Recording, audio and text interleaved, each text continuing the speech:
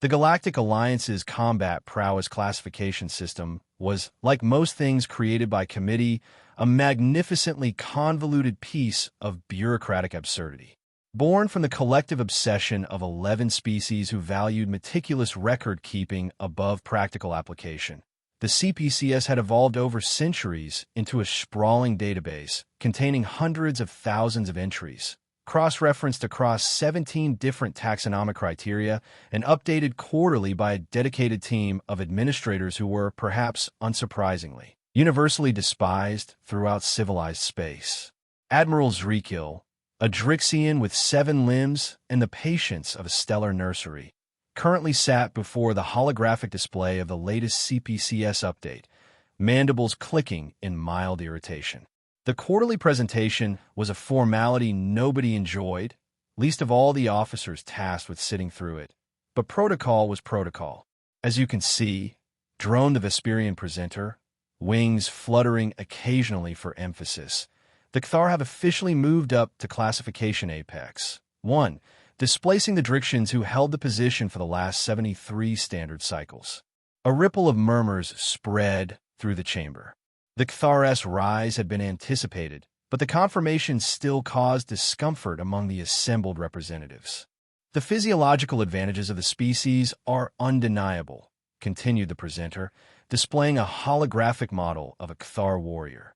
Natural armor plating capable of withstanding most conventional weapons, retractable claws that can penetrate reinforced hull material, sensory perception extending across 17 spectral bands, neurotoxic secretions capable of immobilizing 93% of known sapient species, and reaction speeds 3 times faster than the previous record holders. The hologram rotated, showing the powerfully built predator from all angles. Standing at nearly 3 meters tall, with 4 upper limbs and a thick, muscular tail, the Cthar cut an imposing figure even as a mere projection. Their naturally evolved exoskeleton, reminiscent of burnished copper mixed with obsidian, reflected light in dull, threatening glints.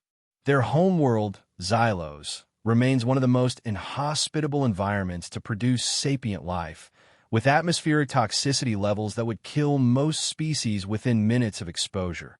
Gravity at 2.3 standard, and predator density 4 times higher than the galactic average for habitable worlds.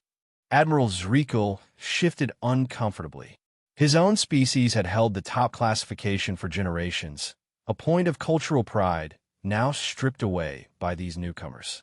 The Cthar ambassador, present via hologram from their environmental chamber, made no attempt to conceal his satisfaction, mandibles splayed in what passed for a smile in their species. We now turn to recently admitted species, the presenter continued, switching displays.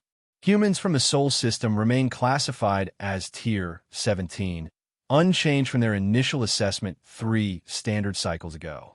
The display showed a human male of average build, looking remarkably unimpressive after the Cthar display. No natural armor, no claws or fangs, modest sensory capabilities, and physical strength that barely registered compared to the upper-tier species. Humans continue to demonstrate unremarkable combat capabilities, with only their moderate intelligence and basic tool use elevating them above the non-tool-using gelatinous species. Their homeworld, Earth, displays minimal environmental challenges compared to warrior-producing worlds with moderate gravity, hospitable atmosphere, and relatively low apex predator threat. Several representatives chuckled, a universal response across species. Humans were, by all objective measures, thoroughly unimpressive additions to the Galactic Alliance. Their acceptance had been more a formality of their achieving faster-than-light travel than any perceived value they might bring to the interstellar community. What continued to puzzle many, however, was their remarkable colonial success rate. Despite their physical limitations, humans had established successful outposts in environments that challenged even hardier species. Their cobbled-together technology, while inelegant, demonstrated surprising adaptability. These anomalies were noted in appendices to the CPCS, but largely dismissed as statistical outliers or products of excessive caution rather than genuine capability. The human representative, Commander Eliza Chun, maintained a neutral expression throughout the presentation, neither acknowledging the dismissive assessment nor appearing bothered by it. This, too, was noted by several observers, who found the species' general lack of concern about their low classification either admirably stoic or indicative of their failure to grasp their own insignificance. As the meeting concluded, few could have predicted that an incident already in motion would soon force a fundamental reconsideration of the entire classification system. On the Cthar Command vessel Inevitable Dominance, Fleet Commander Forlag stood before the tactical display, for arms crossed in various configurations of impatience and disdain. His exoskeleton, bearing the distinctive scarification patterns of 37 successful hunts, gleamed under the ship's lighting. At over 3 meters tall, he towered over most of his crew, his position earned through combat prowess rather than political maneuvering. "Show me again," he commanded, voice resonating with the distinctive harmonic undertones of dominant Cthar. The tactical officer complied immediately, replaying the intelligence footage. The holographic display showed a small human vessel, designated Wanderer, moving through a remote section of space designated as Sector Gamma 9. The ship's movements showed it was clearly engaged in some form of survey mission, following a methodical pattern across the sector. "A single human?" Forlag questioned, mandibles clicking in mild disbelief. "Alone? This far from their territory?" "Confirmed, Commander," replied the tactical officer. "Our long-range scans detect only one life form aboard. The vessel appears to be a standard human survey craft with minimal defensive capabilities." Forlag considered this information, tail twitching slightly in contemplation. The High Council's directive had been clear. With their recent ascension to Apex, one classification, a demonstration of Cthar supremacy was expected.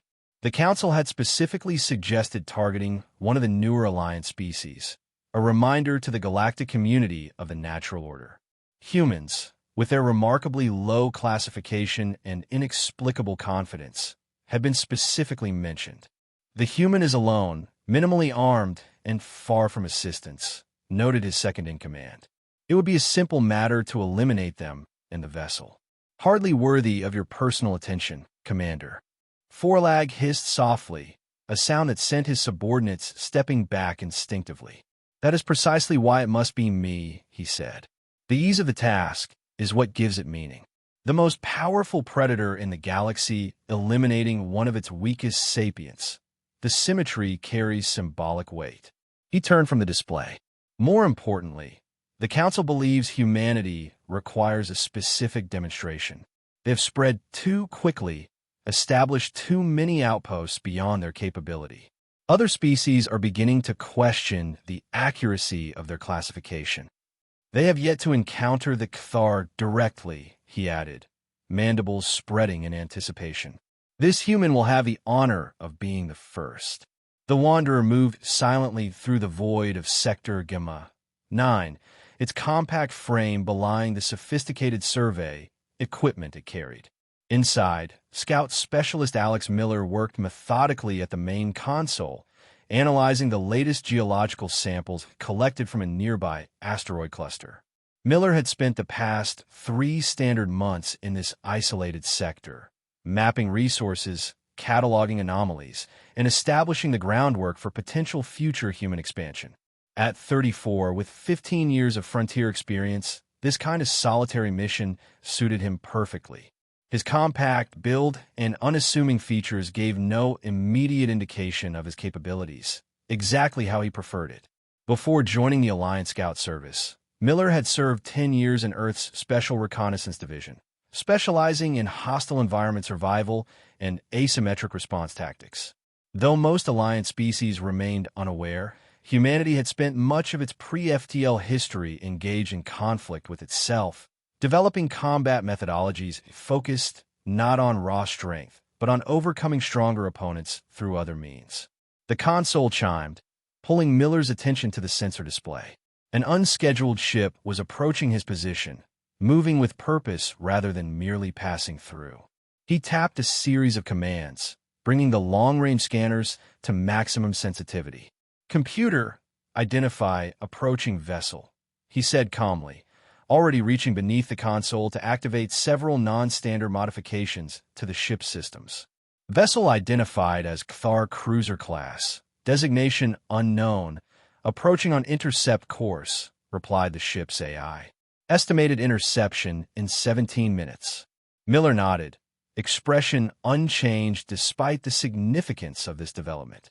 The Cthar were new Alliance members and recently classified as the galaxy's apex combatants. They had yet to establish direct diplomatic relations with humanity, considering Earth representatives beneath their notice at Alliance gatherings. Display all available information on Cthar physiology, combat patterns, and cultural protocols, he requested, simultaneously entering a command sequence that initiated a hidden program within the ship's systems. As the information appeared on screen, Miller read quickly while his hands moved beneath the console, activating dormant systems that wouldn't register on standard scans.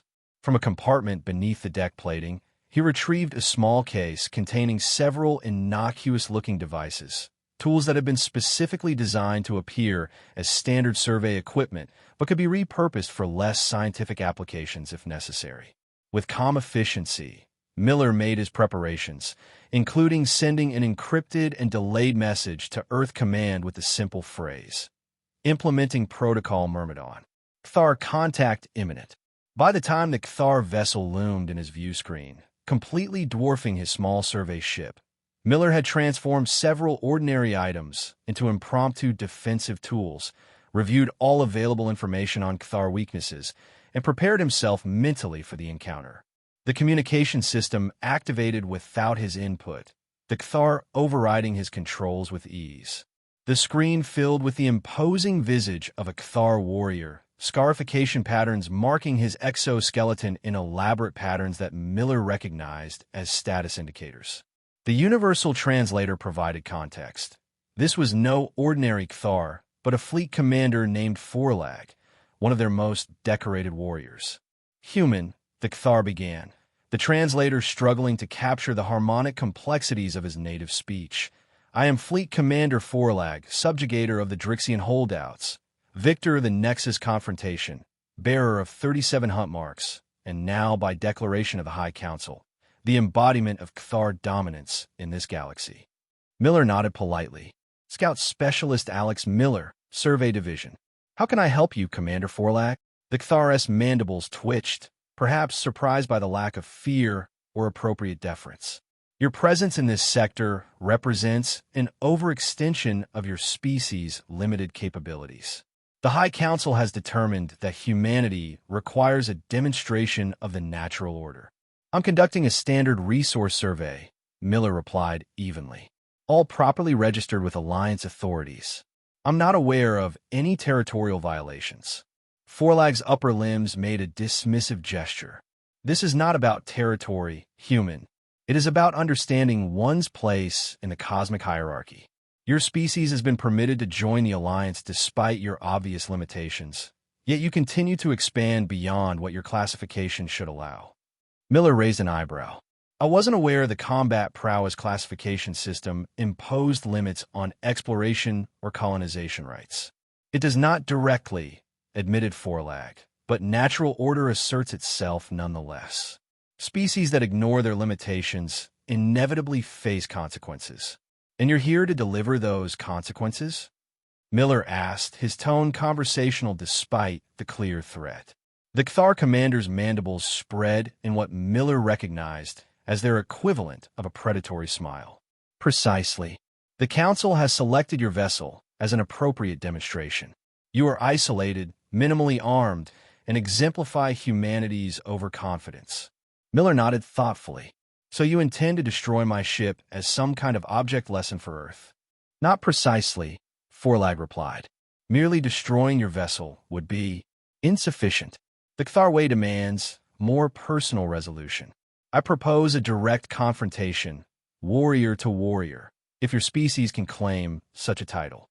Hand-to-hand combat." Miller clarified, expression neutral. "Natural combat," corrected Forlag. You may use whatever physical capabilities and natural weapons your species possesses. I will do the same. The outcome will be recorded and transmitted to both our governments as an official demonstration of the hierarchy established by the CPCS. Miller appeared to consider this, though his mind was already racing through scenarios and countermeasures. And if I refuse, then your vessel will be destroyed with you inside it, and the demonstration will be less instructive but no less final, Forlag stated simply. The choice between honorable confrontation and simple elimination is yours. Seems I don't have much choice, Miller observed. Where would this confrontation take place?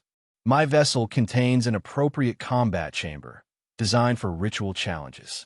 You will be permitted to dock, proceed to the chamber unhindered, and face me there. Miller nodded slowly. Very well, Commander. I accept your challenge. The Kthar's reaction registered as surprise, mandibles clicking rapidly before settling. Your courage, while misplaced, is acknowledged. Docking instructions are being transmitted to your vessel. You have 1 standard hour to prepare yourself. As the communication ended, Miller returned to his preparations with renewed focus. He had guessed that something like this might eventually happen. Humanity's rapid expansion despite their low classification had not gone unnoticed, and a more aggressive alliance species had been predicted to eventually challenge them directly. What the Kthar commander didn't understand was that Miller was not merely a survey specialist, but part of a specialized division within the Scout Service. Personnel specifically trained and equipped to handle first contact scenarios that turned hostile. They operated under Protocol Myrmidon, named after the legendary ant-like warriors of ancient Earth mythology, small but highly effective when working with purpose. As Miller gathered his survey equipment and made final adjustments to several devices, he reflected on the irony of the situation. The Kthar's absolute confidence in their physical superiority was about to become their greatest vulnerability. The combat chamber aboard the Inevitable Dominance was impressive in both size and design. Circular, with a diameter of approximately 30 meters, its walls bore the marks of previous combats, gouges, discolorations, and what appeared to be ancient bloodstains preserved as badges of honor. The deck was surprisingly textured, providing secure footing, while overhead lighting cast everything in a slightly reddish hue that Miller suspected matched the Kthar homeworld sun. Kthar warriors lined the perimeter, standing at rigid attention, their posture communicating a mix of anticipation and disdain. At the chamber's center stood Forlag, now stripped of technological accessories, his natural exoskeleton gleaming under the lights. His 4 upper limbs moved through what appeared to be ritual combat positions, claws extending and retracting with fluid precision. Miller entered wearing his standard scout uniform, carrying nothing that would be recognized as a conventional weapon. He had been scanned upon docking, of course, but the Kthar's scanning technology had been calibrated to detect power signatures and metallic compositions associated with Alliance weapons. The various modified tools concealed in his uniform's multiple pockets registered as nothing more than standard survey equipment. "The human arrives," announced a Kthar officer, voice resonating through the chamber. "Combat ritual will commence when both participants enter the central ring." Miller walked calmly to the designated position, noting the subtle changes in deck material that marked the combat area. He took a moment to survey the chamber, identifying potential environmental features he could utilize. Forlag regarded him with compound eyes that shifted slightly in coloration, a sign of anticipation, according to Miller's hasty research. "You bring no weapons," the commander observed. "Understood this was to be natural combat," Miller replied. "Humans are tool users by nature, but I'm respecting the parameters you established." The Kthar's mandibles clicked rapidly, their equivalent of a dismissive laugh. "A commendable but futile adherence to honor. Your species classification makes the outcome of this demonstration inevitable, but your acceptance of your role in it will be noted." A resonating tone echoed through the chamber, and Forlag immediately launched into motion with startling speed, covering the distance between them in a fraction of a second. His primary right limb swung in a devastating arc aimed directly at Miller's head, a blow that would have decapitated the human instantly. But Miller wasn't there. Having assessed the Kthar's likely opening attack based on available combat records, he had already begun to move, dropping and rolling beneath the strike with millimeters to spare. The momentum of Forlag's attack carried him slightly past his target, giving Miller precious fractions of a second to create distance. The Kthar recovered almost instantly, compound eyes tracking the human with predatory focus. "Interesting," he commented, mandibles flexing. "Your reflexes exceed your species' documented capabilities." Miller maintained a neutral expression, already circling to keep maximum distance. The CPCS has certain limitations in its assessment methodologies. This time, Forlag approached more cautiously, using his secondary limbs to feint while the primaries prepared for the actual attack. Miller continued his evasive pattern, moving constantly, never allowing the Kthar to corner him against the chamber's edge. "You cannot evade forever," Forlag noted, his movements becoming more aggressive with each failed attempt to connect. "Your strategy merely delays the inevitable demonstration of natural order." Miller said nothing, focusing entirely on observation while maintaining his survival. Each attack revealed more about the Kthar's movement patterns, the limitations of their joint flexibility, the slight delay between visual acquisition and physical response. Information that would be useless in a direct confrontation of strength, but invaluable for what Miller had planned. After several minutes of this deadly dance, Forlag's attacks grew more forceful, more committed, and thus more predictable. The Kthar was becoming frustrated by the humans' continued evasion, exactly as Miller had hoped. During a particularly aggressive lunge, Miller executed a precise sidestep and finally enacted the first phase of his counter-strategy. From a pocket, he withdrew what appeared to be a standard mineral analyzer but had been modified into a focused sonic emitter. As Forlag's momentum carried him past, Miller activated the device, directing it at a specific point where the commander's exoskeleton segments joined at the back of his neck. The effect was immediate. Forlag emitted a high-pitched keening sound, his movements momentarily uncoordinated as the sonic pulse interfered with the neural clusters located at that junction. Information gleaned from xenobiological data that most humans never bothered to study in detail.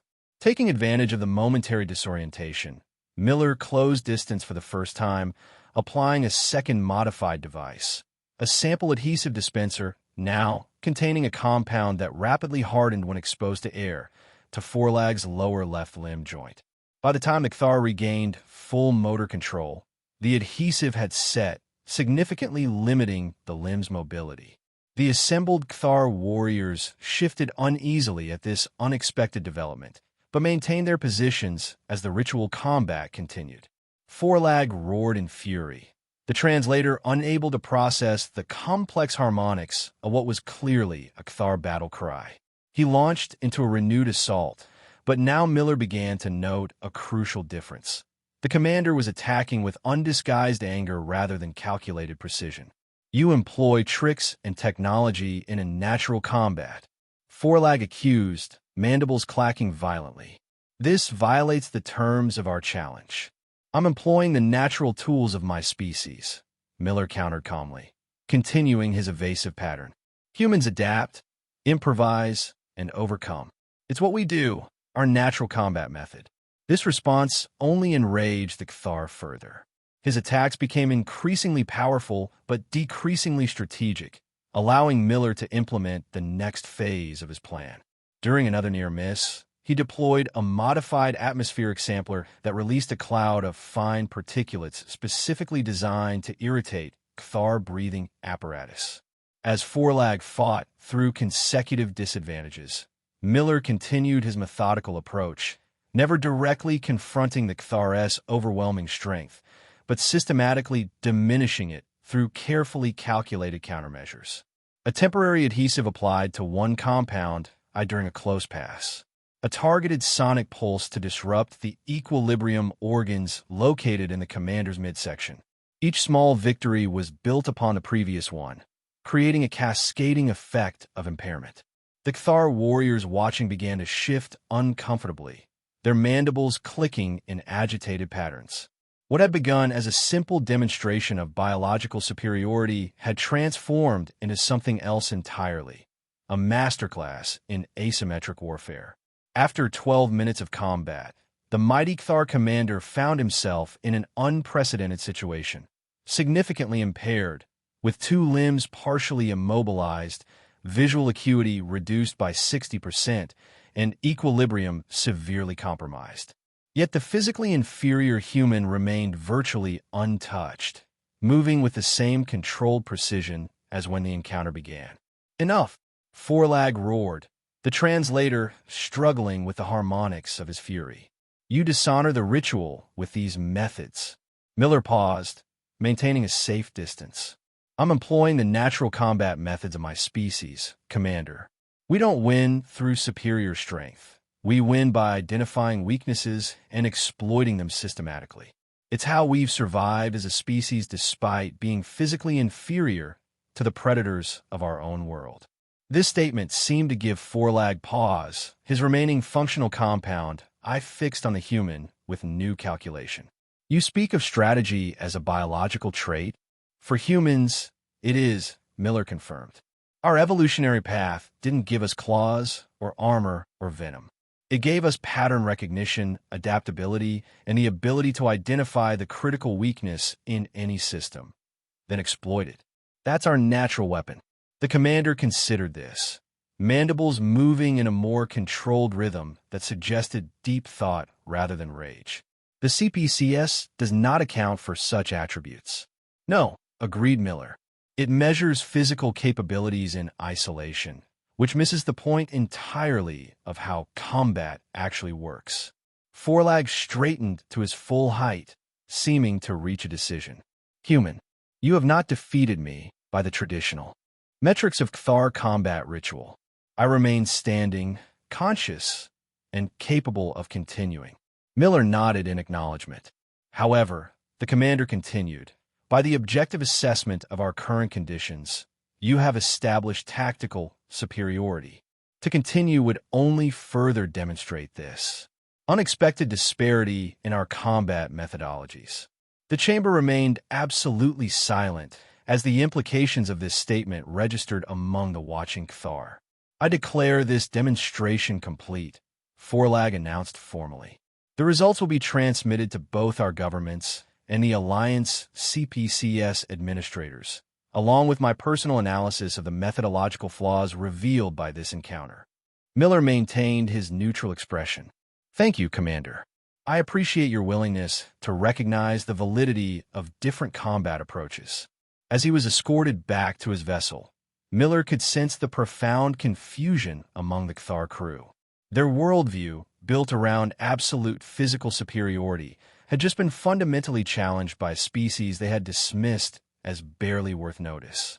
Once safely aboard the Wanderer and clear of the Cthar vessel, Miller recorded his own detailed report of the encounter, careful to maintain the same objective tone he would use for any survey finding.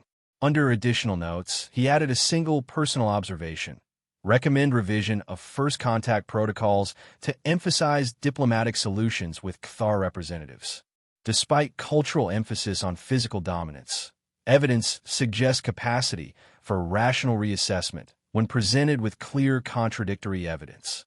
3 standard months later, the quarterly meeting of the Alliance Combat Prowess Classification System administrators convened with unprecedented attendance.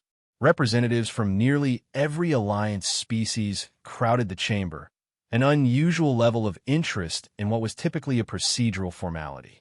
Admiral Zrikil presided, his 7 limbs arranged in the formal configuration of official proceedings.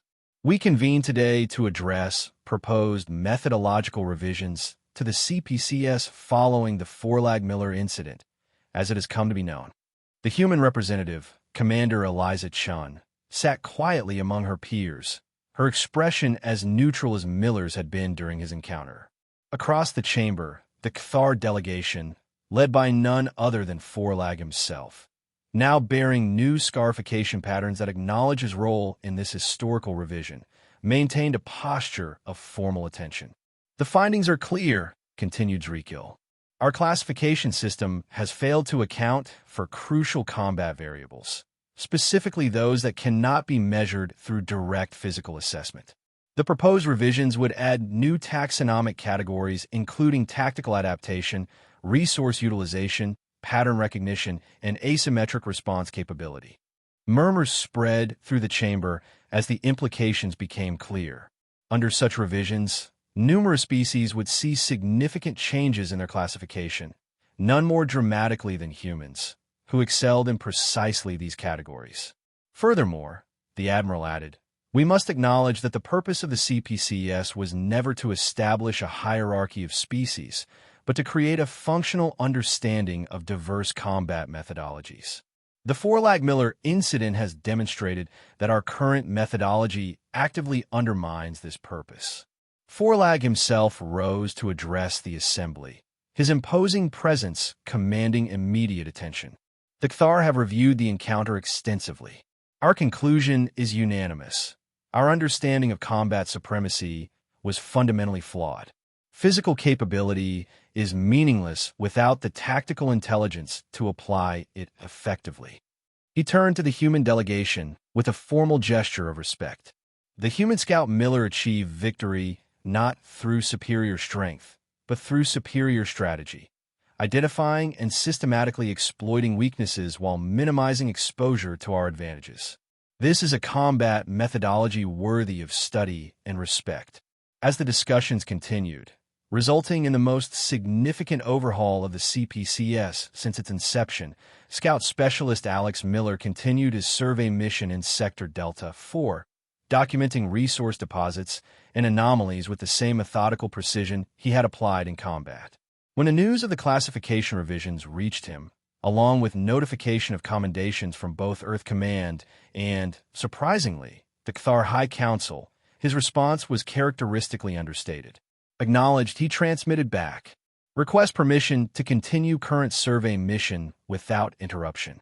Later, during a rare communication with a fellow scout who asked how he had managed to defeat the galaxy's most formidable predator, Miller's response perfectly encapsulated the philosophy that had just reshaped galactic understanding. Humans aren't the strongest species in the galaxy. We never will be. But that's precisely why we're dangerous. We've spent our entire evolutionary history figuring out how to defeat things stronger than ourselves. In the end, the galaxy's most effective predator isn't the one with the sharpest claws or the hardest armor. It's the one that knows exactly where to strike.